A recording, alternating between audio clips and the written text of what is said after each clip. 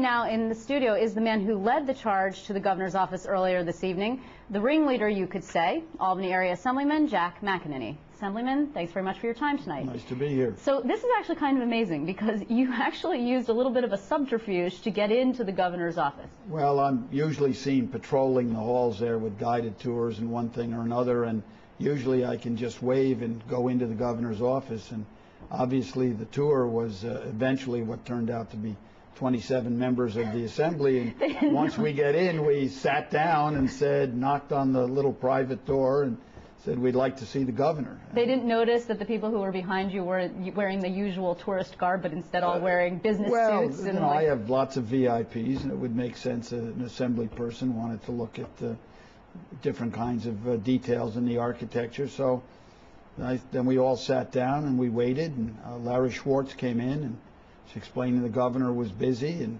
we told him why we were there, that we were upset, that we were frustrated, that we felt that we'd been put in an absolutely impossible position on Monday of, denying 600,000 people their unemployment checks, shutting down government, possibly causing the closure of nursing homes and hospitals that needed those 4.5 million people's Medicaid reimbursement checks, or turning on the unions that had, for our opinion, done nothing against us. Oh, okay. So he finally, I think he realized after answering an awful lot of questions from the different members, he said, well, you didn't come to see me, you came to see the governor, and I'll go see if we can get him out here. And to give David Patterson his credit, he came out and he personally gave us about an hour. Okay, you seem like it all seems sort of very like, wow, of course this happened this way. Let's just remind people what you just said here. Yeah. You led a tour of your colleagues into the governor's office, slipped through into the governor's office, because it's actually quite heavily guarded. We used to joke about it, yeah. We used to call it Fort Pataki. Yep.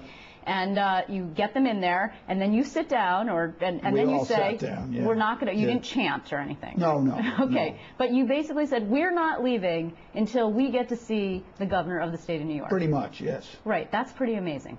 It was, and while it was to some extent confrontational and there was an awful lot of frustration that was expressed, and the governor was defensive on certain issues, but eventually most of the people had managed to say something to the governor. The governor answered the questions. Some issues were heated and controversial, others were not, and I think we kept the process going. The idea of both houses going back to their districts, and some people, I think they'd rather stay in Albany than face the people in the districts right. and not have good answers for them. And this last straw on Monday was just so painful. Okay, so yep. Let me just, you actually you seen the governor? I mean, when was the last time you had a face-to-face with the governor of New York, with David Patterson? As a group, he came in I think, January into our conference, but not as a group of assemblymen altogether, though from time to time, even that day, different individual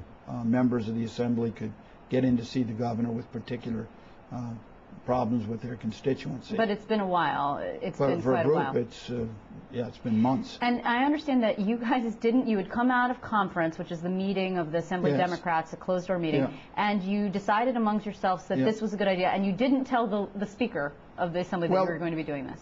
With all due respect, we deliberately didn't tell the Speaker, because we felt that put the Speaker in a bad position one way or the other, and it was better that we went down there, expressed our utter and complete frustration, and discussed with where things were going, and the Speaker, there was no point in burning his bridges of communication with such the as governor. they are. It's that his communication with the governor is not great.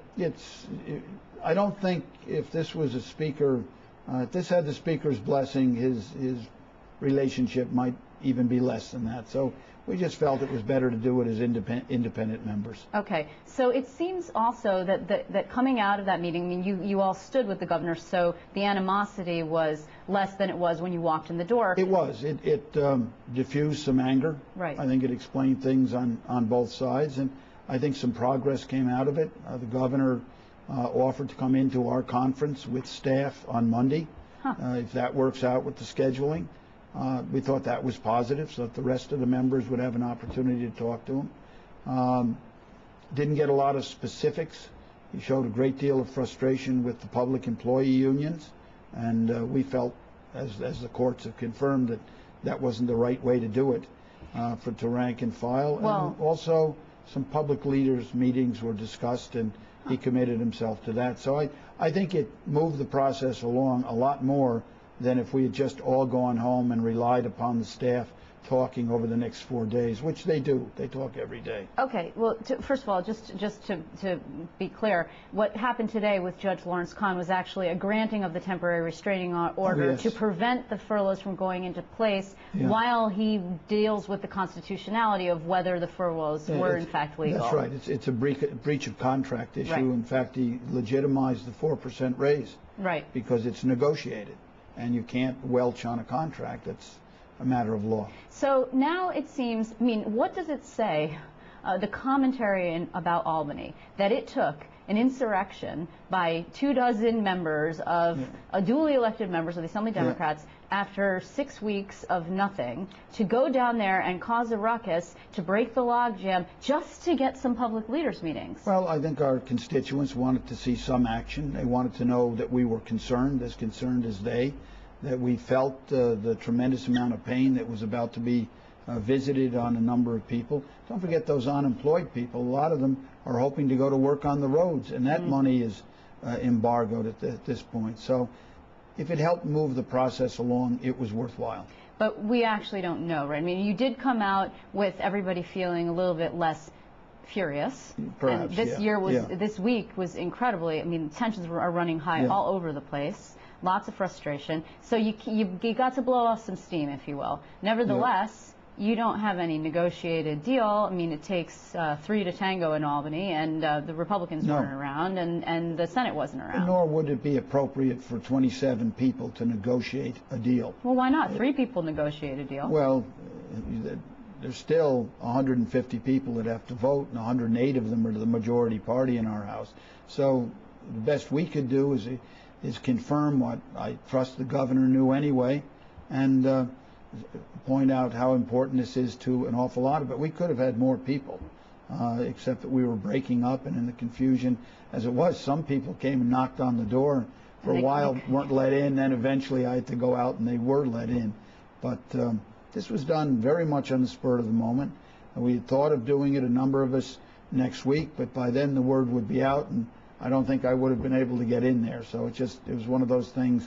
This is a moment in time that we have to do something very forceful and very dramatic and impress upon our governor just how important this is.